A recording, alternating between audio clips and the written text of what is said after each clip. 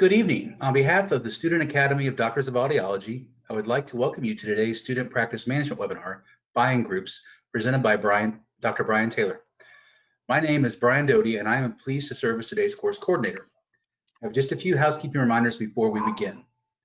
If you have any technical challenges during the session, please use the chat feature to make me aware, and I'll be glad to assist you. Please type your questions into the question queue, and they'll be addressed by the presenter at the end of the presentation. Today's presentation is being recorded and will be available for online viewing next week. At this time, it is my pleasure to introduce the course moderator for this session, Anne-Marie Egan.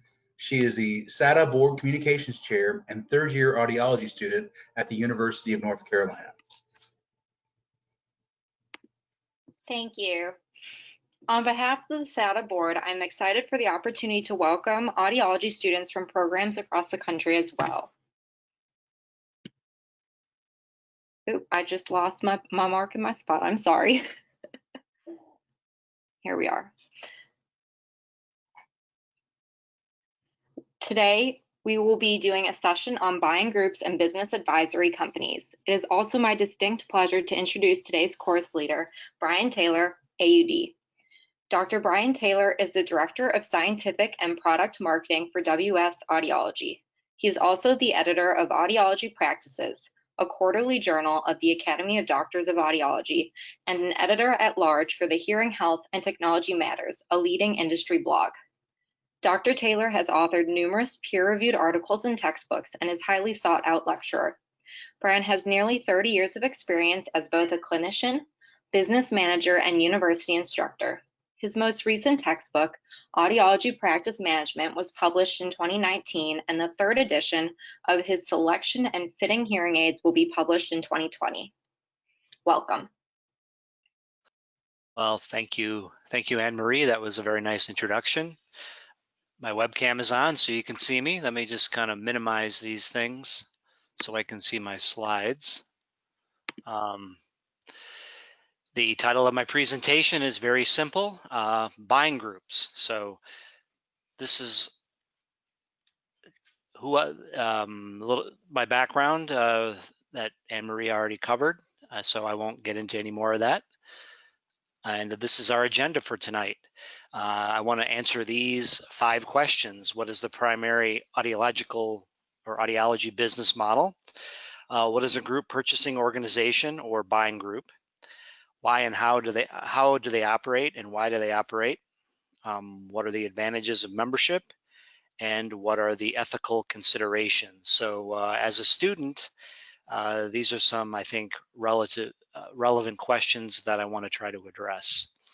And we call them buying groups informally, but I guess the more formal term is group purchasing organizations. And just about every facet of healthcare has group purchasing organizations, dentists, surgeons, pharmacists. There are many areas of healthcare that have used GPOs for a long time. And the primary function of any GPO, including buying groups within our own profession, is to reduce the wholesale cost of hearing aids using their bargaining or buying power. But I think over the last 10 or 20 years within the profession, because it's a competitive business, secondary functions have arose, and most of those secondary functions are around the ability of the buying group to provide business support, which we'll talk about later on. But I think it's really important at the beginning of this presentation to talk about why we have buying groups and how they've managed to become an extremely, I would say, popular part of the business. I don't know the exact number as a percentage of private practitioners out there or clinicians that maybe in a hospital or an ENT setting that are a member of a buying group. I think it's almost impossible to get that information accurately, but anecdotally, we know that at least half of the dispensing audiologists out there are a member of a buying group. Sometimes they're a member of more than one group. Just because they're a member doesn't mean they buy all of their hearing aids through that group, but a very high percentage are a member of a buying group. But let me try to provide you some rationale for the existence of buying groups. And it really, I think, centers on the hearing aid or the unit. And just so you appreciate the numbers here, according to hearing instrument associations, which all of the primary manufacturers belong to, and a lot of the other vendors within manufacturing are also members, 4.2 plus million hearing aids in the United States were sold. Now, 20% of that number was probably sold in the VA, and another fairly high percentage was sold through franchises like Miracle Ear, through corporate retail chains like Costco. But nevertheless, it's a very high number.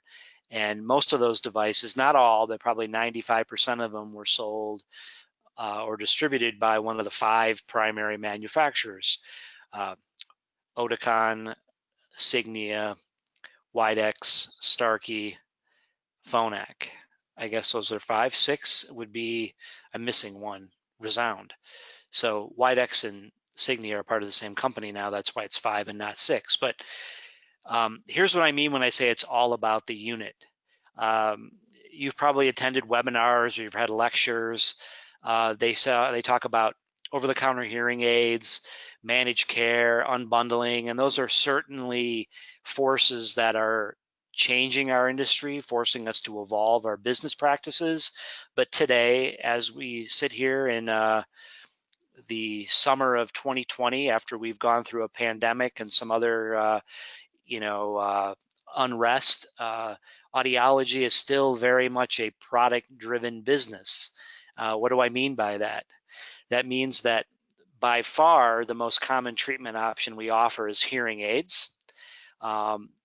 80% or more of the revenue in most practices is attached in some way to the sale of the hearing aid. Now, they may bundle services with the price of the hearing aid, they may unbundle it, but the vast amount of revenue generated in almost any practice, with just a few exceptions, is centered on or attached to the sale of hearing aids. And most providers, especially those in private practice, buy from more than one manufacturer for various reasons. They like to give their patients a choice. They want to offer technology from different, they may have technology for one type of patient they can only get from one manufacturer. Those are the primary reasons, but in many cases, private practices, audiologists in medical settings buy from multiple manufacturers, and that in itself is a reason buying groups exist. And it's tied into the business model is all about the unit. You might hear the term high margin, low volume. That is the business model that we use in audiology. When we talk about margin, for those of you that may not have had a business class yet, that's in very simple terms, the margin is the difference between the wholesale, what you pay to get the hearing aid from the manufacturer, and the retail, what you charge to the consumer.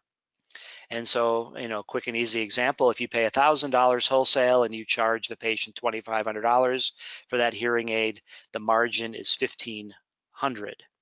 And when we talk about volume, and when we mean by low volume, we're talking about numbers of less than 20 in many cases. The average provider dispenses about 20 units per month.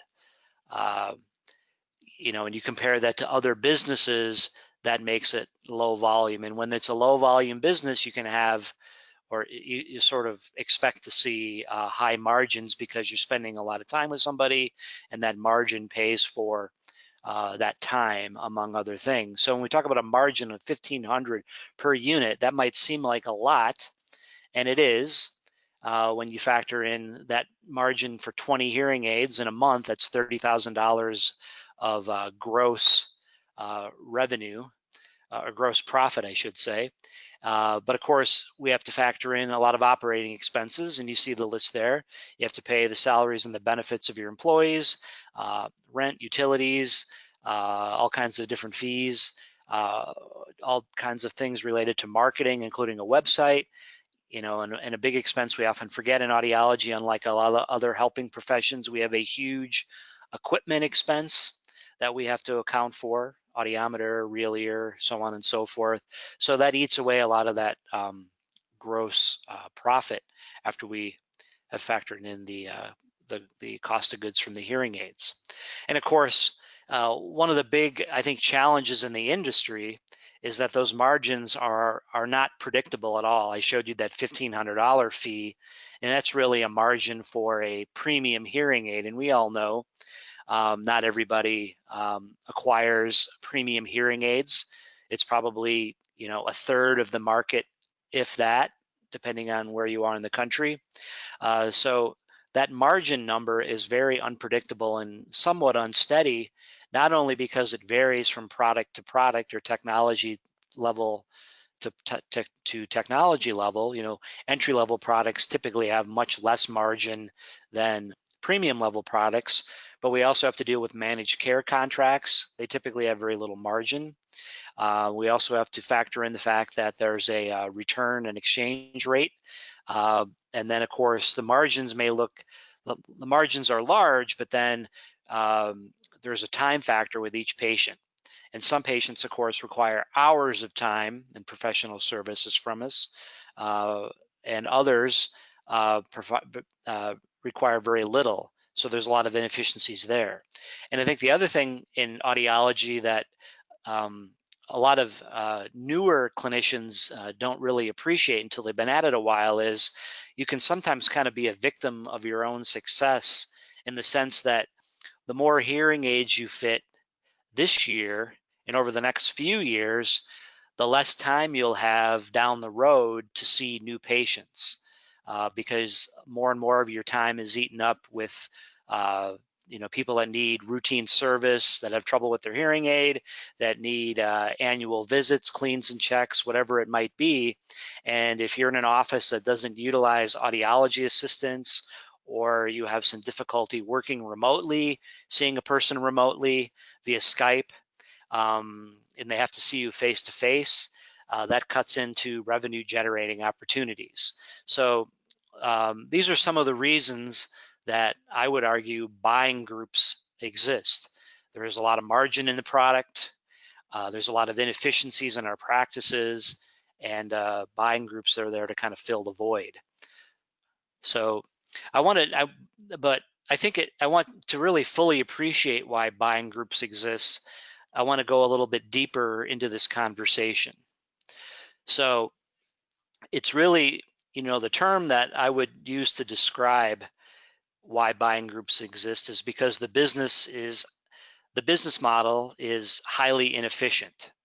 We've already talked about some of these numbers: 4.2 million hearing aids sold last year, 5 primary manufacturers. Each licensed provider dispenses on average about 250 units per year, maybe a little bit less.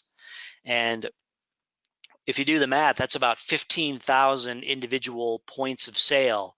Point of sale meaning a licensed provider, because really the hearing aid needs to be sold through that licensed professional, or at least with their involvement. Now, that number of 15,000 is probably a little on the high side, because some people that are dispensing are with a franchise and are only dispensing one private labeled product, like a Miracle Ear or a Belltone. Some of them are in the VA, that kind of exclude them for obvious reasons. And some of those 4.2 million hearing aids are being sold through the internet in ways that we can't necessarily control. So the number of points of sale is more like probably around 10,000, but it's still a very high number, meaning 5 manufacturers essentially chasing after about 10,000 individual points of sales to earn their business. And that's what I want to look at next is, if you're one of those hearing aid manufacturers, and down the road one of you is very likely to do something within an industry as a trainer, as a salesperson, whatever it might be, technical support. The question I really want the group to address here is what do those, I said 15,000 plus providers, but it's probably realistically closer to 10,000 plus providers around the country. Really think of them as an individual point of sale. What do they need from each of the 5 manufacturers out there to recommend, fit, and adjust their product? So the 5 major manufacturers, Oticon, Phonak, WS Audiology, Starkey, and Resound, what do they need to do for the providers to do the recommendation, fitting, and adjustment process? And the answer to that question, I probably missed a few things in my list, but if you're a manufacturer and you're trying to garner somebody's business, attract them to your company, you have to make sure that they're familiar with all of your products, accessories, and software. You have to market to them. So you have to provide not only marketing to them, but also marketing to the consumers. So B2B, B2C. You have to provide training on how to fit, adjust, and troubleshoot. You probably have to have some equipment involved, either a laptop computer, some other equipment that might make it enticing for them to fit and recommend the product. You have to make it easy to do business, and that includes fair prices, customer service, and technical support. So there's a lot of things, and you have to do, and then, that's 5 times over. Every manufacturer is providing the same thing. So hopefully you're beginning to see there's a lot of inefficiencies in how we do business. Here's a second question that's slightly different take, but essentially trying to capture the same information. That is, what resources must each hearing aid manufacturer provide each one of those 10,000 points of sale to earn or maintain their business? Now, earning and maintaining are really 2 different things. I can tell you, because I've been in industry for a number of years in a couple of different capacities, the investment in earning an account, a point of sales business, is it's a much steeper investment than trying to maintain somebody's business. But here are, aside from a high quality standardized product that works every time you take it out of the box, these are some of the other things that you need to bring to the table if you're a manufacturer to either earn or maintain somebody's business. Research and development, because that provider has to be perceiving your product as innovative. You have to be marketing that product, both B2B and B2C. And marketing is really there to create some sort of mystique for the brand or the products. And then really the essence of what you're earning and maintaining centers on many, many relationships: an outside sales rep, an inside sales rep, a product trainer, a team of technical support specialists, probably a team of marketing people, a regional manager who probably oversees the outside sales rep, a head of sales that oversees the regional managers, and then probably a head of audiology who may oversee the R&D and the trainers and the technical support. Now, each one of those persons has a salary and has benefits. And so hopefully you're beginning to see trying to earn your business as a clinician and maintain your business is a heavy investment for any hearing aid manufacturer. Of course, this contributes to the unit cost, but it also in a big way creates a lot of inefficiencies. And that's where buying groups can offset some of those inefficiencies. So again, I hope you're beginning to appreciate just all of the inefficiencies that are built into the way we do business. There are a lot of points of sales, and 5 manufacturers are basically chasing after just a few extra units from many of those points of sale. And they're doing that with the team of professionals I showed you on the last slide. And like I said, that's where buying groups come in. Because the one thing buying groups, the primary function of a buying group is buying power or bargaining power. Now you see, I have a picture or a photo of a Costco. you might be inclined to think of Costco as where you can buy hearing aids, and that's fine. But the example I want to talk about next is really Costco in general, and the products that are inside of a Costco. Why are they typically much less expensive than the equivalent from a ma and pa location? And the reason is buying power or scalability. There are hundreds of Costco's around the country, and they're all buying just a small number of the same products. So the manufacturers can easily supply those shelves because it's the same thing over and over again. And that's sort of what the role of a buying group within the profession of audiology. So if you want to compare a buying group to a solo provider, that solo provider is buying 20 units on average, and the buying group is saying to the solo provider is saying to the hearing aid manufacturer, listen, I'm going to buy 20 hearing aids from you this month. I'm going to give you all of my business, let's say. That typically doesn't happen, but as an example, we'll say they're going to give them all of their monthly business. I'll buy all 20 hearing aids from you. Well, the buying group can say, I'll buy 2,000 of that same product from you this month. So the buying group is buying for several different members around the country, pooling all those people into one account, increasing their buying power, therefore getting a substantially less price than the solo provider. And that's really the essence of any buying group, is pooling those resources so that you can drive the cost down on a per unit basis for all of the members. And you can do some very simple math. Remember, we're in a high margin, low volume business. That's going to come into play over the next couple of slides. The loan provider, in my example, buys all of their units from the same manufacturer at $1,000 per unit, whereas the group purchasing organization, the buying group, can go in and they can negotiate for the same product, the same number of units, a wholesale price of $600 in my example. But here's the thing you have to remember about that price. The loan provider is probably paying $750 instead of $1,000, and the buying group is keeping, I just used the number of 150. It's going to vary $100 to $200 per unit, maybe a little less than 100 depending on the product. But in my example, the buying group is keeping a fairly high percentage as a fee. So you don't pay $1,000 as the loan provider, you pay $750, but behind the scenes, the buying group has negotiated a price of $600. And of course, those numbers are going to vary from product to product and from buying group to buying group and from member to member. But directionally, these numbers, I think, are fairly on target as a percentage. Now, one of the questions you have to ask yourself, the buying group is doing your bidding in a sense. They're doing your negotiating, your bargaining.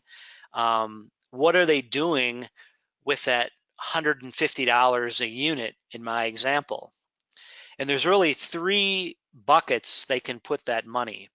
Bucket number one is they do have some staff. Some buying groups have only a few people, others have, upwards of 100 or more on staff.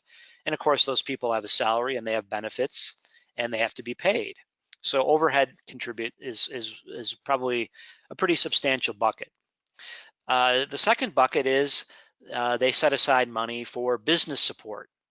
And in addition to paying the expert, they might have some marketing collateral that they can design. They might have some collateral behind designing a website, mailers, social media campaigns. They might have some investments in business analytic tools where they can run reports that their staff will use. They might have some tools that help you with hiring, job descriptions, various different components of human resources. And there's probably a few other things there. The buying groups are adding more and more of those support services.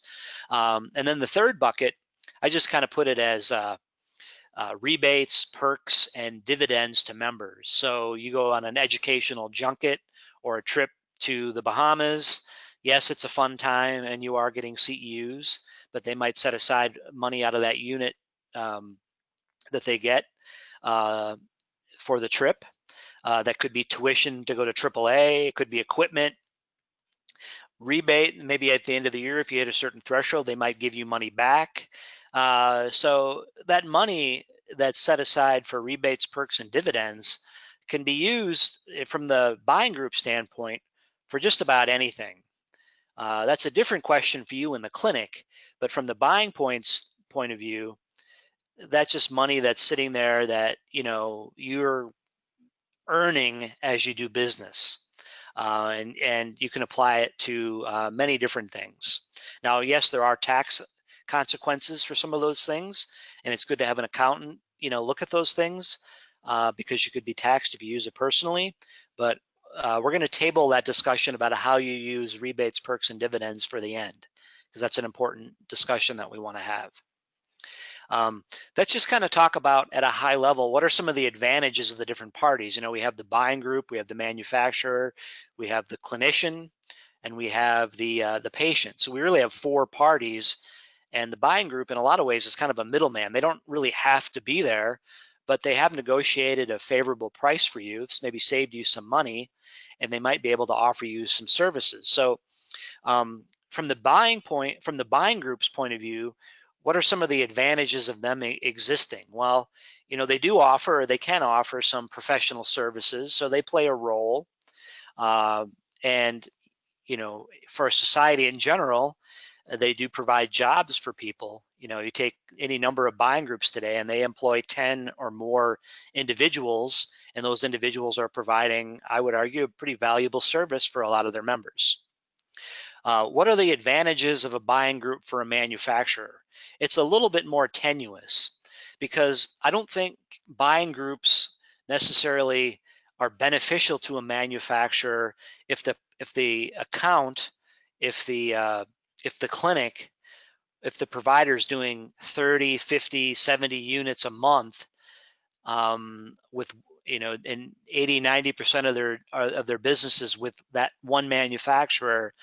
There's really not a big advantage, in my opinion, for that person, from the manufacturer's point of view, for the buying group to be involved. But if you're a manufacturer who's trying to generate some business from a lot of accounts, in other words, you want to be the second, third, or fourth choice for a lot of providers out there, and because remember, we all know most audiologists are fitting 2 or more manufacturers' products every month. Even if it's 2, 5, 6 units a month from an account, I still want the opportunity to get that business. And a buying group with their bargaining power, providing a little bit lower wholesale price might make it attractive if I'm that manufacturer, or for them to do business with me. In addition to that, buying groups have a sales force. Oftentimes they have business advisors. They might even have technical support on hand. And in a lot of ways, they can bring another sales force to the party. And in a lot of ways, it's kind of a de facto sales force. It's another relationship that might be advantageous for the manufacturer. They might say good things about a certain manufacturer, and that can create loyalty for one brand over another. The other thing to keep in mind is there are some buying groups that are owned by a manufacturing group. And of course, if they have another brand that does business services, that's just a nice way to kind of differentiate product from service, and that can add to the mystique of that particular brand. And I'll show you some examples of that at the end. Of course, there are a lot of advantages potentially for the clinician or the provider. And most of those advantages, I think, center on making your clinic more efficient. They can certainly lower the per unit price, especially for devices that you may only dispense 6 or less, or 10 or less per month. They make it easy because instead of paying 5 or 6 different manufacturers every month, the cost of goods, paying for the hearing aids, you just pay the buying group. They buy the hearing aids and you pay them. In most situations, that's a buying group bills the clinic and you pay the bill, and the manufacturer pays all the different, the buying group pays all the different manufacturers. And of course, another big advantage, especially one that's grown over the last 10 years or so, are the access to a growing number of professional services. And we've already mentioned some: marketing, training, human resources, business analytics, discounts on equipment and all kinds of other things, office supplies. So there are quite a few potential advantages, mainly around making your clinic more efficient. Or maybe another way to think about this is, if you're a clinician in your office dispensing hearing aids every month, the more time you can devote to seeing new patients, new opportunities, the less time you have to do paperwork, sort through bills, work on a marketing campaign, work on a job description, negotiate prices with hearing aid manufacturers, the more efficient you can make your practice. So buying groups, I think, provide you a lot of those advantages when you do them the right way.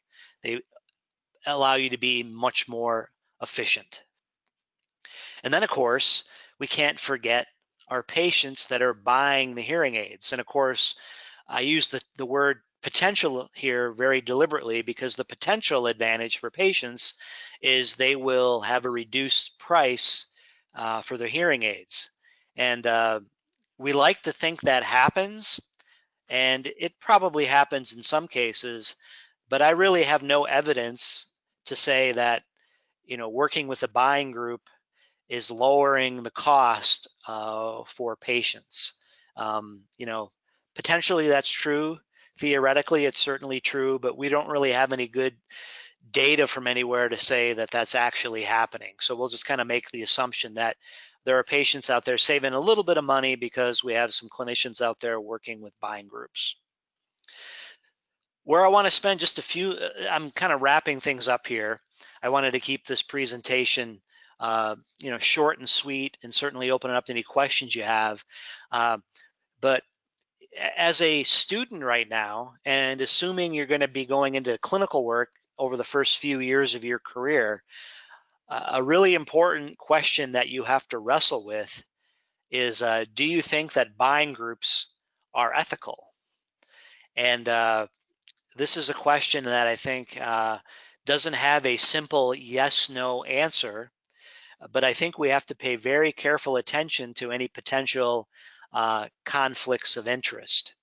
And I would encourage you to look at the ADA Code of Ethics. I would encourage you to look at the AAA Code of Ethics. The thing that you have to be really careful about with buying groups is that third bucket I referred to: rebates, money that is set aside that you can use for trips, for classes, for marketing, for equipment. And I don't know what the ADA Code of Ethics is. I would take a look at that. But I pulled the AAA Code of Ethics here. This was this was from 2014. And it says pretty clearly in their code of ethics that any of those rewards, even if it's used for a trip that's educational in nature where you're getting CEUs, even marketing support that might be useful to the business, or the purchase of equipment, they view that to be a conflict of interest. And we have to be very careful about that. We never want to have our decisions biased because we're getting a reward in our business, or a reward personally, and one that we can't pass on directly to the patient. So I think even though buying groups can help us get a lower price, we have to be really careful about that money they may set aside for us, and we have to be I think diligent in the way that we exercise our code of ethics. We can't say yes to everything they might bring to us. We have to make sure that we're doing what's in the best interest of the patient, not the manufacturer, not the buying group, not ourselves when we make clinical decisions. So let me just end with a little bit of advice to students and new clinicians, assuming you'll be out in the workforce within the next year or so. So the first little word of advice, based on my 30 years of work and having spent time with manufacturers and with buying groups, that it's really, I think, beneficial to negotiate wholesale prices directly with the manufacturer or with the buying group. There's nothing wrong with negotiating to get a lower price, with manufacturers directly or with the buying group if that's the way you choose to do it. But I would be actively involved in that process of negotiation of wholesale price because that's the primary function of any buying group, and we want to make sure that we're fully involved in that process. The second point of advice is I think it's important that you pass those savings on to the patient, that it should be reflected in your prices, that if you're able to save $200 per unit, you should be able to take $200 of retail price off of that unit. And of course, educational trips are important. They're beneficial, they're fun, and there's nothing wrong with them. Marketing is usually needed, so you need marketing support, and you certainly need equipment. But the money that you use for that should really come out of your clinic's own budget, something that you forecast, you budget every single year. One of the benefits of having really large margins per unit is that you can have a fairly substantial amount of net profit. And that net profit can be used from one year to the next to pay for some of these things. So rather than taking the money from a slush fund that the buying group might have, I would advise you to have your own budget set up for the next year and pay for it out of your own profits. Rather than relying on the slush fund that the buying group might be setting up for you. Now, I know that's kind of a negative term, but I couldn't think of a better term for it. And then the third point of view is, or the third bit of advice is, I think within each, if you decide to be a member of a buying group, or if you want to allocate most of your unit commitment to one manufacturer, maybe 80% of it, find somebody either at that manufacturer or within one buying group, one person that you can rely on to be your trusted business advisor, somebody that you can meet, have a Skype call with maybe once every couple of weeks, once a month, maybe meet with them personally once a quarter, and that person furnishes you business reports. Now, you can get those reports maybe from somebody, if you're in a larger clinic, maybe there's somebody else on staff that can do that.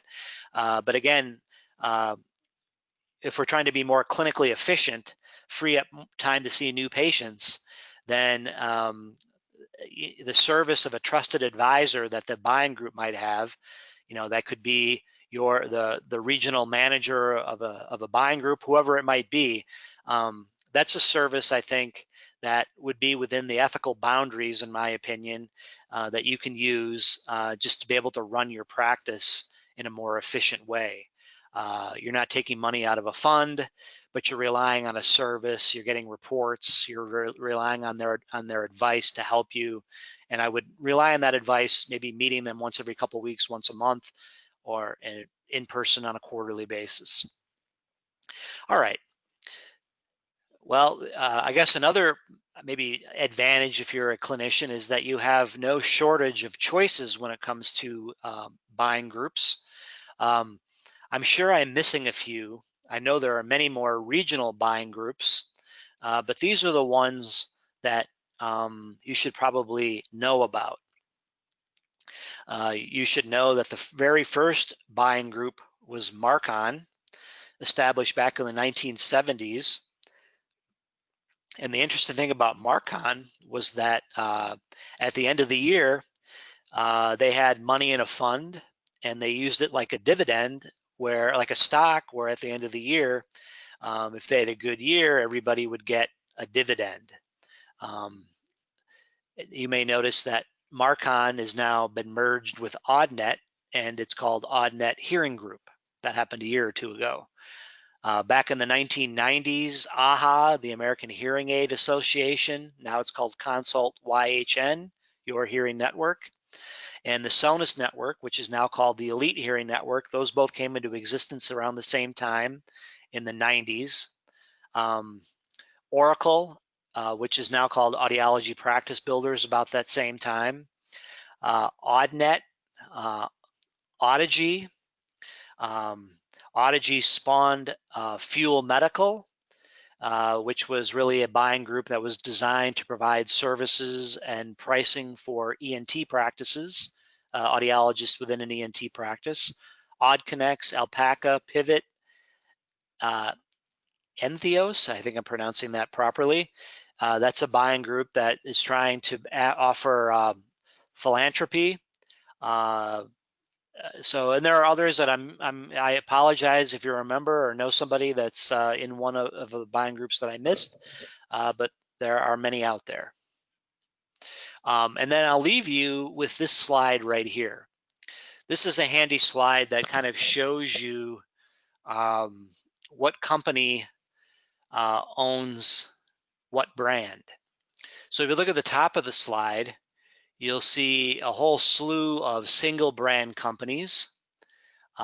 These are mainly hearing aid manufacturers, or hearing aid brands, I should say. And then we have, you'll see Amplifone is, that's the largest hearing aid retailer in the world. And you'll notice that the Elite Hearing Network is owned by Amplifone. They're based in their American office is right down the street here in downtown Minneapolis from where I am. And then DeMont, that group, you'll notice that YHN and AHA are under that flag. If you look under GN Resound, you'll see that in addition to Belltone, they have Audigy as a group. And then Sonova, there's probably a buying group in there somewhere. I don't see one, but they might have one. I know that they have one. I just can't think of the name of it off the top of my head. It's based out of California. Starkey and WS Audiology. And again, they probably have a buying group within their organization that is on here, and I don't know that for sure. So anyway, this is a handy little chart that kind of shows you what brand is affiliated with each of the major manufacturers and retailers out there. So I said I'd keep my presentation short and sweet, and I can see we're at about the 45-minute mark. So I'm going to open it up to any questions that you might have.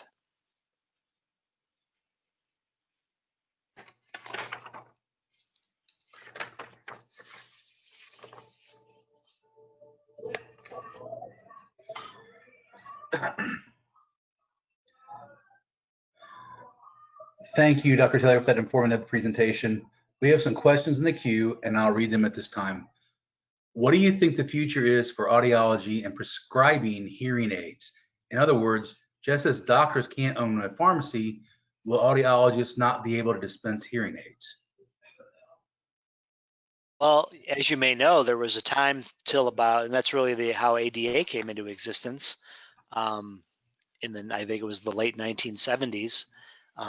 Audiologists were unable to prescribe hearing aids, and a few forward-thinking renegade audiologists that formed ADA changed all that, 40 years ago or so. I don't see that happening. I think that audiologists, we're too involved in the hearing aid process now. I don't see them taking that away from us. I think the risk is maybe with over-the-counter and self-fitting hearing aids, where a person buys the product direct, and then they come to you for service. And there's some risk there because there's far less margin or revenue when it's not associated with the delivery of the product. Um, managed care is kind of that same thing. So there might be some risk involved there, but I don't see it. I don't see a time where we won't be directly involved in prescribing hearing aids in some manner. All right, next question. When you mentioned when products that can be returned, are there typically restocking fees involved with these buying groups? I don't know the answer to that question. My guess is there's probably some nominal fee associated with returning. It's passed on somehow in the billing process, but I don't know the specifics. But I would make the assumption that there is. When I was talking about returns, I was thinking about it more from an efficiency standpoint, where you're spending a lot of time with that person, and they return the product, you lose pretty much all of the revenue. Next question. When you were a student, what did you want to do upon graduation?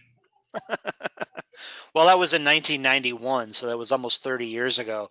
I wanted to work in a clinic, and one of the best decisions I ever made, and looking back, is I was able to work in a very busy audiology, in a very busy ENT practice that had a separate hearing aid dispensing center. And so it was a great place to get proficient at site of lesion testing, electrophysiology, ENG at the time, and then 2 days a week fitting a lot of hearing aids. So I think that that's a great way to develop your chops early in your career, is to work in a busy practice. So I would recommend anybody do that the first couple of years out. All right, next question. What should I ask before choosing a business advisory group? I think it's more about, you want to see what kind of reports they run, you want to make sure they have a number of services. I'll just give you my opinion. I think that we focus way too much as an industry on marketing.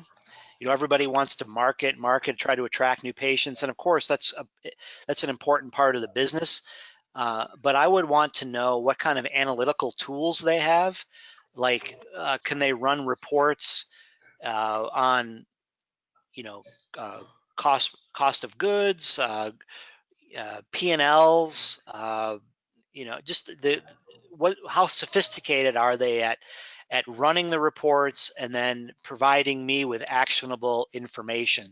And to me, it's more about, it's a chemistry thing.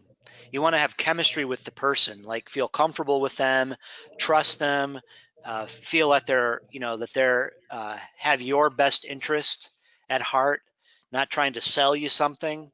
So it's a chemistry thing, and nothing wrong with asking them a lot of questions, asking to meet with them personally. Once we can all get out of our socially isolation chambers, once you can meet personally, I would do that. Interview the buying groups just like you would be interviewed at a job. And that's what I don't have any specific questions, just it's a chemistry thing. Next question. Do you recommend audiology assistants for practices? Generally, yes, but I think it speaks to the efficiency thing again. You have to think about the way you spend your time, what generates the most amount of revenue. And typically that's seeing new patients, seeing new hearing aid patients. Once somebody is using their hearing aids consistently, once they just need, clean and check appointments, or just simple, troubleshooting appointments, simple follow-up appointments, even during the fitting, orientation to their hearing aids, general stuff that an assistant can do, it frees up time for you to see new patients. And an assistant, I think, does that the best. Okay, next question. When buying from groups, do you have a suggested margin on price for the hearing aids to the patient? Oh, I don't have I think you have to be really careful about those kinds of questions because there's so many variables with the practice. You have to look at what your expenses are, what the market is, what your competitors are charging. You have to look at how much time you spend on average with each patient over the first 6 months or a year. Those all factor into the equation. Just as a general rule, I don't know if this still applies, but 20 years ago, the number was something like 2.5 or 2.7. So you take the wholesale price and you multiply it by 2.5, and that would give you that was kind of the ratio of what your retail price would be. But again, that's a very general statement. I'm very reticent to say that I'm reticent to share that with you, I guess. All right, there are no more questions in the queue. If you have additional questions, please send them to info@audiologist.org and we will forward them to Dr. Taylor later. If you have friends and colleagues that were unable to attend this webinar today, please let them know that the session will be recorded or has been recorded. We will send a link out to attendees after the recording is posted. For more information about future SADA practice management webinars and to register, please go to www.audiologist.org/students. Thank you and have a great evening. Thank you. Thanks, Brian.